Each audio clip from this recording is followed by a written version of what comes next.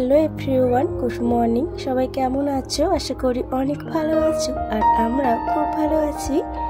আমার আরও একটি নতুন ব্লগে তোমাদের সবাইকে জানাই অনেক ভালোবাসা। আই হোপ আজকে ব্লগটিও তোমাদের ভালো লাগবে আর তোমরা আমার সাথে এন্ড পর্যন্ত থাকবে। বন্ধুরা, তোমাদেরকে সাথে নিয়ে এখন থেকে ব্লগটি শুরু করে দিলাম। আর আজকে হচ্ছে শুক্রবার, ঘুরতে সময় এখনই সকাল 6টা। প্রতিদিন সকাল 6টা থেকেই প্রায় ঘুম থেকে ওঠা হয়, আর সেই সকাল 6টা থেকে আমি বাড়ির সমস্ত কাজ কিভাবে করে থাকি সেটাই তোমাদের সঙ্গে আজকে শেয়ার করব। আর হ্যাঁ, এর সঙ্গে তোমাদের সঙ্গে আজকে শেয়ার করব যে আমি তরমুজ দিয়ে বাড়িতে কিভাবে আইসক্রিম বানিয়ে থাকি। তো আর হ্যাঁ, তোমরা যে কেউ বাড়িতে কিন্তু এভাবেই সহজেই তরমুজের আইসক্রিম বানিয়ে ফেলতে পারবে। তো তারই সহজ পদ্ধতি তোমাদের সঙ্গে আজকে শেয়ার করব। তো চলো সকালের আগে কাজবাজগুলো করে নিই। তো সকালে কিন্তু উঠে আগে জানালা পর্দাগুলো সরিয়ে নিয়েছি, আর বেশ গরম, সে কারণে একটু ফ্রিজে কিন্তু ঠান্ডা জল রেখেছিলাম।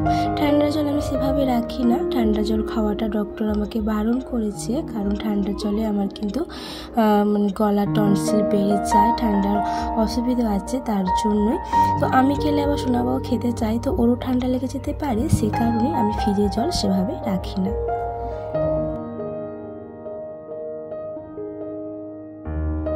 প্রচণ্ড গরম পড়ার জন্য এখন ঠান্ডা জল খেতে হচ্ছে। আর এদিকে এই যে সকালের কাজগুলো শুরু করে দিয়েছি। আজকে এই যে পাপোশগুলো সব তুলে নিয়েছি, ওগুলোকে ধুতে দিয়ে দেব। আর বাড়িটাকে আগে সুন্দর করে ক্লিন করে নিচ্ছি ঝাড়ু লাগিয়ে। তো এরপরে আজকে কিন্তু আমি হাত দিয়েই মোছা লাগাবো। আজকে মুখ দিয়ে মুছবো না, কারণ মুখ দিয়ে কোনাগুলো ঠিকমতো পরিষ্কার হয় না, তো সে কারণে আজকে কিন্তু ভালোভাবে হাত দিয়ে ক্লিন করে নেব। আর আমি প্রায় সপ্তাহে 1 থেকে 2 দিন কিন্তু এভাবে হাত দিয়েই ক্লিনটা করে থাকি।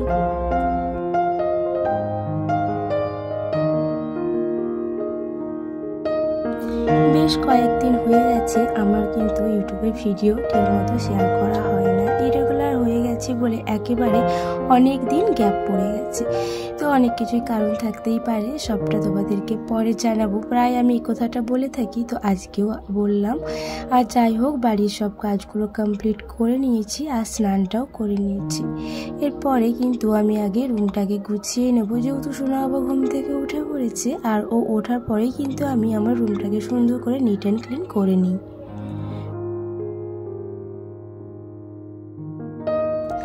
আজকে 4 থেকে 5 দিন হয়ে গেছে বেড কভারটা চেঞ্জ করা হয় না।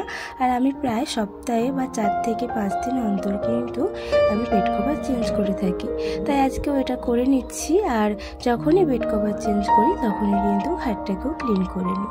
আর দেখো, এই ট্রিক্সটা তোমাদের কিন্তু আমি আগেও দেখিয়েছি। হাত দিয়ে যখন আমরা বেড কভার এভাবে যখন ভেতর দিকে গুজতে যাই, তখন কিন্তু আমাদের নখে লেগে যায় বা অনেকটা অসুবিধে হয়।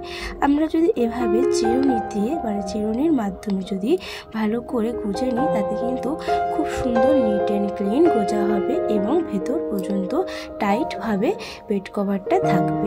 একেবারে এদিকেও নড়বে না, ওদিকেও চড়বে না, খুব সুন্দরভাবে নিট অ্যান্ড ক্লিনভাবেই কিন্তু গোজা হবে।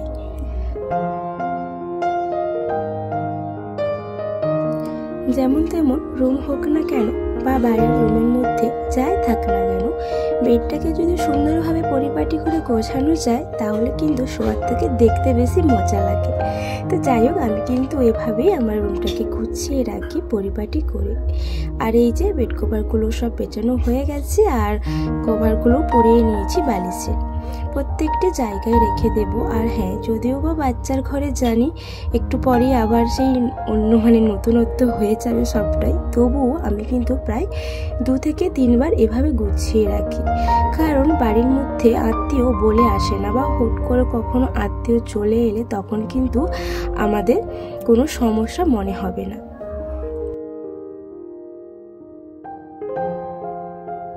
আর এই যে টেবিলটাকেও এবার ছেড়ে নিয়েছি। আর মানি প্ল্যান্ট গাছগুলো খুব সুন্দর হয়েছিল, কিন্তু আমার সোনা বাবা পাতা কিছুটা কেটে ফেলেছে দুষ্টামি করতে গিয়ে। তো যাই হোক, রুমটাকে তো এই তো গুছিয়ে নিয়েছি। এরপরে আমি কিন্তু চলে যাব তোমাদেরকে আমার আইসক্রিম রেসিপি দেখাতে। তো দেখো কেমন লেগেছে আমার রুমটা, অবশ্যই কিন্তু কমেন্ট করে জানিও। হয়তো সেভাবে রুমের মধ্যে কিছুই নেই, সামান্য জিনিসই আছে, আহামরি যে অনেক কিছু আছে তা কিন্তু আমি কখনোই বলি না বা বলবও না। যতটা আমার আছে আমার কাছে মনে হয় আমার অনেক। তো যাই হোক, আমি কিন্তু রুমটা গোছানো হয়ে গেছে, এরপরে আমি আইসক্রিম বানাতে চলে এলাম। তো দেখো আমি কিন্তু একটা গোটা তরমুজ নিয়েছি, আর তরমুজটার ওয়েট ছিল প্রায় ওই 1300। তো তরমুজটা আমি মাছ বরাবর এভাবে কেটে নিলাম। কাটার পরে একটা চামচ দিয়ে ভেতরের তরমুজের লাল অংশটাকে সুন্দর করে কেটে তুলে নেব, এভাবেই তুলে নেব। আর হ্যাঁ, এর মধ্যে কিন্তু আমি কোনো ধরনের মিক্সি বা ব্লেন্ডার আমি ইউজ করব না। আমি এভাবে তুলে, আর বাড়িতে সহজ পদ্ধতিতে সবাই করতে পারো, আর সেভাবেই আমি কিন্তু ভিডিওটা তোমাদের সঙ্গে শেয়ার করছি। তো চলো তরমুজটাকে সুন্দর করে আমি বের করে নিচ্ছি।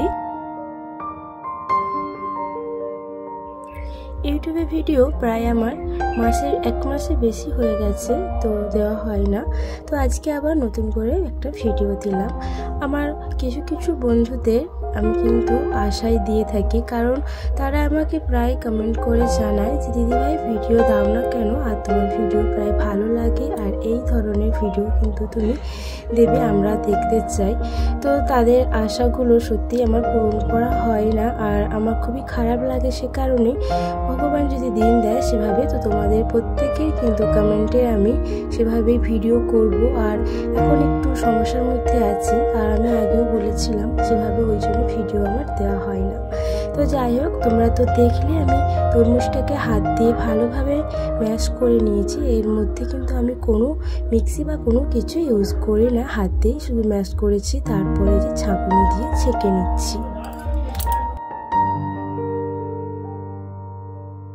ছাঁকুনি দিয়ে ছেঁকে নিচ্ছি ভালো করে। এর যে বীজ এবং ওপরের যে আতিগুলো, এগুলোকে সুন্দর করে কিন্তু ছেঁকে নেব। শুধুই আমরা জুসটাকে নেব, আর এই জুসটা যতটা পরিমাণের হয় ততটাই নেব। তো চলো আমি এবার জুসটা মেপে মেপে দিয়ে দিচ্ছি, আর প্রায় 8 কাপের মতো হয়েছে। তো এভাবে কিন্তু আমি মেপে দেখো কড়াইতে দিয়ে দিচ্ছি।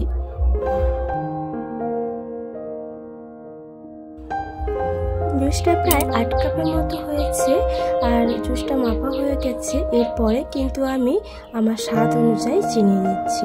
তোমরা চাইলে এর থেকে কমও চিনি দিতে পারো, আবার চাইলে এর থেকে বেশিও চিনি দিতে পারো, সেটা তোমাদের স্বাদের উপর নির্ভর। কারণ এমনিতেই তরমুজটা থাকে মিষ্টি, তো সে কারণে হালকা মিষ্টি দিলেও কোনো ক্ষতি নেই। আর যদি কেউ বেশি খেতে চাও, যেমন আমি আমাদের বেশি মিষ্টি খাই, তার জন্য একটু বেশি করে চিনি দিলাম। তো যাই হোক, তারপরে 1 চামচ কর্নফ্লাওয়ার দিলাম।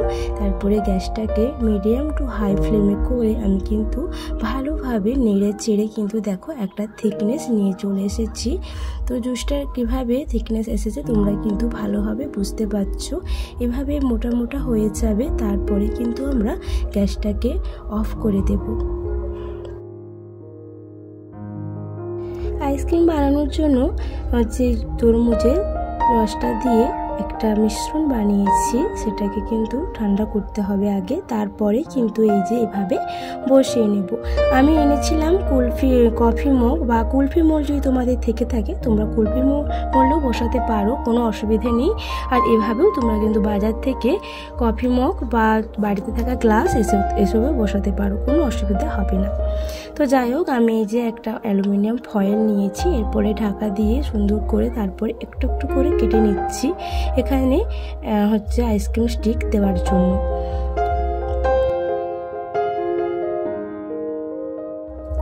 অনেকক্ষণ ধরে বলেও ভাবছিলাম, কিন্তু বলা হয়ে ওঠে না। বন্ধুরা তোমরা কিন্তু একটু মানিয়ে নিও আমার ভয়েস ওভারটা, কারণ এমনিতেই আমার গলাটা বসে গেছে ঠান্ডার কারণে। তারপরে এখানে এদিকে ওদিকে প্রায় কীর্তন বক্সের আওয়াজ, তো সে কারণে হয়তো তোমাদের একটু অসুবিধা হলেও হতে পারে, তাই তোমরা একটু প্লিজ মানিয়ে নিও। আর এদিকে এই যে কিছুটা বেশি হয়েছিল আইসক্রিমের জুসটা, তো সেটাই আমি এখন অন্য কাপে প্লেটে করে বসালাম। তো এইভাবে কিন্তু স্টিক লাগিয়ে নিয়েছি। তো চলো এটাকে এবার ফ্রিজে রেখে দেব প্রায় ওই 7 থেকে 8 ঘন্টার মতো।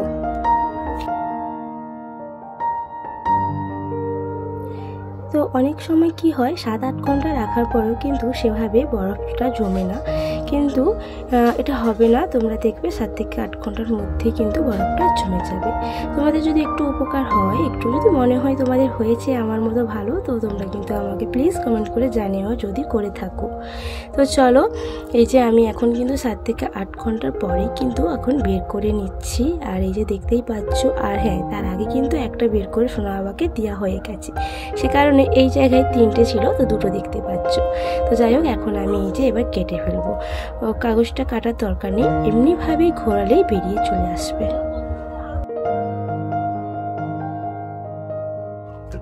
তো বন্ধুরা, তোমরা তো দেখতেই পাচ্ছ কতটা ভালো হয়েছে। আর কফি কাপে বানানোর জন্য যে অন্যভাবে কোনো খারাপ কিছু হয়েছে তার কিন্তু না, বেশ ভালো লেগেছে দেখতে, আর হচ্ছে টেস্টও খুব ভালো। তোমরা কিন্তু বাড়িতে একবার বানিয়ে দেখো, সত্যি খুবই ভালো লাগে।